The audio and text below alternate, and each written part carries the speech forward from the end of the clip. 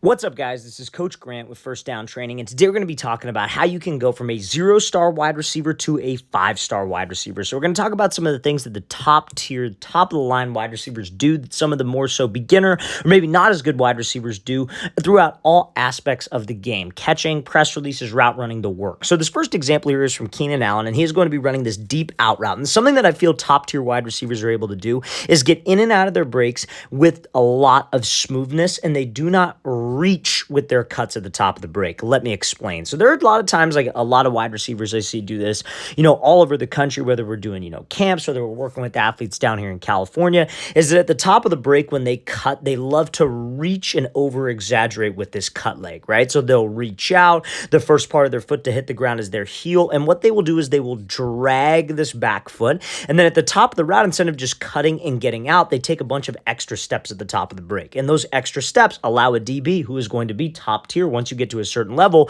time to be able to recover. We want to eliminate as many wasted steps and as much wasted time at the top of the route as possible. And this is a perfect example of that from Keenan Allen. So he's running an out route with the DB right on his inside hip. He's not going to speed cut it and round the break. He has to shoot his foot into the grass, make a hard cut, and then be able to drive out. And we don't want any quote-unquote leakage from the route, aka a drag of the back foot. So what he does is, instead of reaching out, it's almost like he steps like down in a sense. That's how you guys want to cut on routes like a post, on routes like a corner, on routes like an out route or a dig where you have to cut off with one foot like this. You want to step down. The first part of your foot that needs to hit the ground is the ball of your foot, because that's the most explosive part of your foot. Now, you obviously want your whole foot to be in the grass, because when your whole foot's in the grass, that's balance, that's controlled. That's how you can push and be able to ultimately drive out of there. But the first part to hit is the ball of the foot, because when you're on the ball of the foot, your foot is not going to get outside of your frame. That's where the drag happens. A lot of guys, what they'll do is they'll cut, but in order to stop, like I said, the heel hits and then the toe slaps down.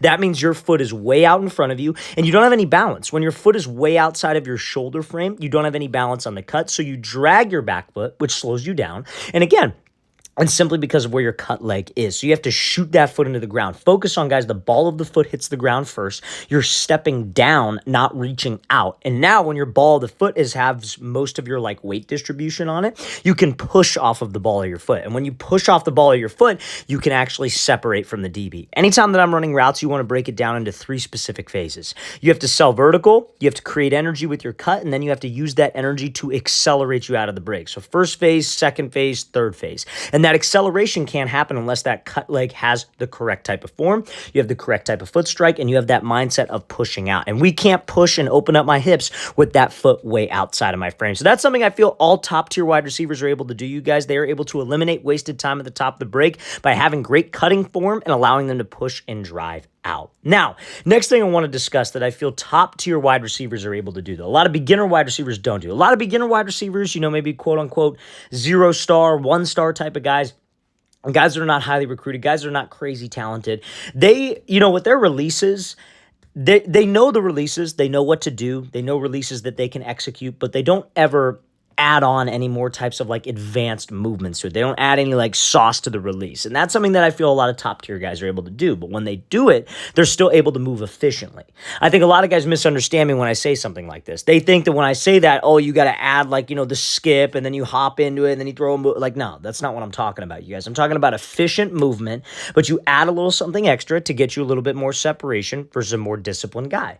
And this is a great example of how you can do that with a split release, okay? Now, before we break this down, though, fellas, if you are a wide receiver watching this or even a quarterback, we're going to be coming out to 9 more cities across the entire U.S. for 2-day-long QB and wide receiver training camps this year. So, guys, if you go to that very first link in the description below, that is where you can sign up. We've already had camps from San Francisco all the way to Las Vegas. All of those camps sold out probably 2 to 3 months in advance. Our Seattle campus sold out, but we still have available spots in Chicago, Newark, Birmingham, Houston, Boston, Columbus, Boise, and Los Angeles, you guys. But fellas, all those camps probably have about 6 to 8 spots remaining left, and all of them will sell out by mid-March. So guys, if you want to sign up, make sure you take advantage of it. Go to that very first link in the description below. We'd love to have you there. Now, again, guys, reason why spots sell out and why our camps fill up so quick is because we limit spots. We want athletes to get individual coaching and individual reps, and we can't do that if a million people are there. We would love to have all of you attend, but we just can't give the type of coaching that we want to give you if we do that. So guys, go to that very first link in the description below. That's where you can sign up for for all of our available camps. We'd love to have you there. Let's get back to this video. So now let's talk about this split release here. So this receiver's doing like something I call a split jab release, or something called like a split. Some of you might refer to as like a sway in a sense. So like, what is a split release? So a split release is pretty simple. It's when both feet make contact with the grass at the exact same time, and you essentially like come to balance, if you will. So your front foot ends up stepping out and your back foot goes straight up. That's at least how I coach it. I think a lot of times receivers get really, really wide because this back foot tends to step wide and this front foot also goes out. Your front foot needs to go out, but if both feet go out, you get really, really wide. So you want your front foot to go out and your back foot to go up. Now, notice how before he does this, he does something with his back foot called a kick step. You don't have to do this, but I personally like it on a split release just because I feel like it gives you a little bit more explosion into the release. It allows your back leg to kind of come up a little bit faster because remember, we're not trying to go wide with the back leg. We're just trying to bring it up and have it hit the ground the exact same time as your front foot goes out. Now, that's not the advanced part of the release that I'm talking about. I'm talking about what he does with his upper half here. So he's running a slant route, right? Like general terms, if you have to run a slant route and you have a DB who's in head up press, a lot of times we talk about inside shade press on this channel. DB's inside shade press, what do you want to do? You want to do something called the diamond release, which is where you take 3 steps at the DB's outside shoulder, outside hip. The goal with those 3 steps is to get him to open up his hips to a fade, and then we cut back underneath them and run the slant, right? Now, if we have head up press, we don't necessarily need to do that. What we could do is we could just throw like a quick little jab fake to the outside, take the inside release and run real tight to him for 3 steps and then cut. Now, this receiver likes a split release. So on the split release, rather than just splitting his feet, which could work, he adds a little bit more of a sway, a little bit more of a hip and a shoulder fake, because that's what a DB's watching in press. When a DB's in press, his eyes are going to be right on my hip. So if I'm trying to get him to move to the outside, I got to sell with my hips like I'm going to the outside. So when he does that split release, you see how his hips and his shoulders, his head, everything is going in this direction. That's what gets that DB to jump to the outside, kind of freeze his feet, get his cleats out of the grass, and that allows us to do exactly what we needed to do on this route in the first place, but get more separation because my split release had a little something extra to it. So that's a textbook split like sway. I call it a split jab, if you will, but those hips got to be going in the opposite direction. Now notice how when he does this, his toes and his shin angle still stays at a 45. I think a lot of times when receivers do this, their toes end up pointing towards the sideline and their knee ends up pointing towards the sideline. So the issue is it's hard to drive off of that foot. You almost have to take an extra step to be able to get out. Keep those toes forward, keep that shin angle on a 45, separate the upper body from the lower body. They call that dissociation. So that's textbook right there. So guys, top tier wide receivers can add a little something extra to their releases. It's not just about doing the split. We also have that split sway or that split jab to get that guy to bite. Now, another thing that I feel top-tier wide receivers are able to do is eliminate extra steps when they have to drop their hips on routes. So we're going to watch this wide receiver run a dig route. And I think this is one of the biggest things that guys, like the difference between like lower recruited guys and higher recruited guys.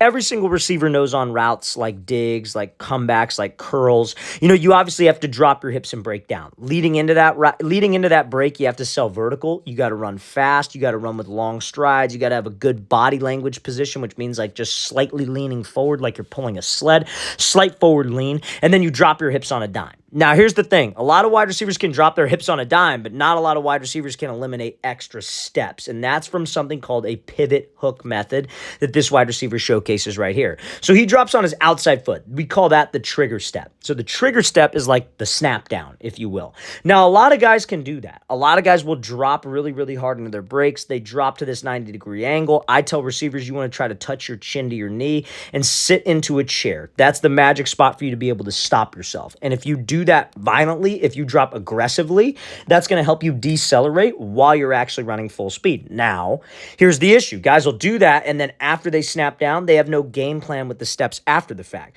So they'll snap down, then they go 2, 3, 4, 5, 6, and then they're out of the break. And they take a ton of steps, and that will allow a talented DB to react. So what we have to do is we got to try to eliminate steps. And it comes down to something called a pivot hook method. And you could use this on a curl, a comeback. It would just be more of a pivot step. So when you snap down, the second step is what's going to start to get your hips turned. So you see how he starts to turn this foot almost like on a 90-degree angle, because this is a 90-degree route. It's a dig. Because when you start to pivot that second step, your hips start to turn. And when your hips start to turn, your third step naturally starts to hook around and will step similar to how your second step was. So now, guess what we could do? We could just push off of that. My hips are already going down the angle, and I just eliminated a bunch of extra steps that I otherwise would have had at the top of the break. So this is a textbook method. Now, if you had to run a curl route, this pivot step would just be more on a 45. Then the hook step would also hook on a 45, and you could push and drive out on that 45-degree angle. So this is how you guys want to eliminate steps at the top of the break. Guys, don't just focus on snapping down. You snap down, snap, pivot, hook. That's the rhythm that you need to have at the top of the route, and that's something that all top-tier wide receivers are able to do with their route running.